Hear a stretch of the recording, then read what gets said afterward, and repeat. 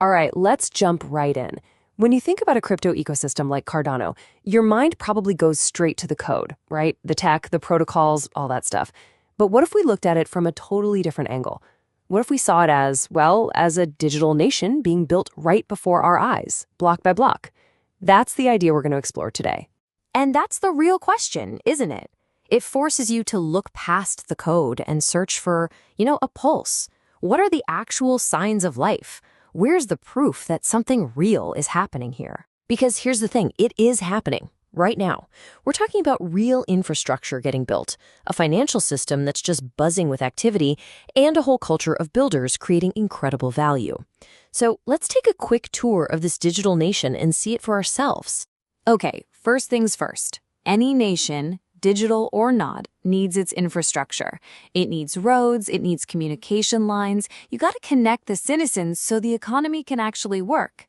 And in the Cardano nation, that's exactly where a project like World Mobile comes into play. And look, this isn't some far-off dream or a white paper promise. It's happening. The World Mobile chain is officially live on public mainnet. They are literally laying the digital roads for a decentralized mobile network, connecting a global community. And this is the cool part. The community, the actual citizens of this nation, they're the ones building it. It's not just some top-down thing. By staking their tokens, they get these real-world discounts on the hardware. So the more you help build out the network, the more you benefit. It's just a brilliant model. And this right here gets to the heart of it. It's not just about cell service. It's about changing who owns and controls our ability to connect. It's about unlocking opportunity for people everywhere. This mission is basically the constitution for this part of our digital nation. So, is anybody paying attention? Is there actual demand for all this? Is it just a cool idea or is it the real deal? Well, the answer is pretty clear. And there you have it, the latest drop of their Air notes, the actual devices that make up this network, sold out, just like that. That's not hype, that's a straight-up market signal that people are literally buying in to build this thing. The demand is absolutely relentless. Okay, so we've got physical connectivity. Let's move on to the next layer, the legal and structural foundations. A nation needs laws, it needs property rights, and it needs governance people can trust. The same thing is true in the digital world. So why does this matter? Well, think of it like this. Intellectual property is kind of like the patent office for our digital nation. It gives builders the confidence to know that their hard work, their brilliant ideas are actually protected. That security is what encourages real long-term innovation. And this is huge. Iagon, a project building out decentralized storage and computing, just got a patent for its core technology. That's not just a win for them. It's a sign that the whole ecosystem is maturing. Cardano-based tech is getting real legal recognition out there in the world. And governance is just as important. I mean, look at how Atrium is handling their launch. Before a single thing happens, they make the code totally open source so anyone can check it. Trust isn't just assumed, it's earned, right? Then the community itself gets to vote for the operators who will run the system. That's what real grassroots governance looks like. Okay, we have infrastructure, we have legal foundations. Now let's talk about the money.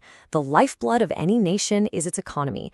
And the growth we're seeing in Cardano's DeFi space is honestly explosive. This is where you can see the action in real time.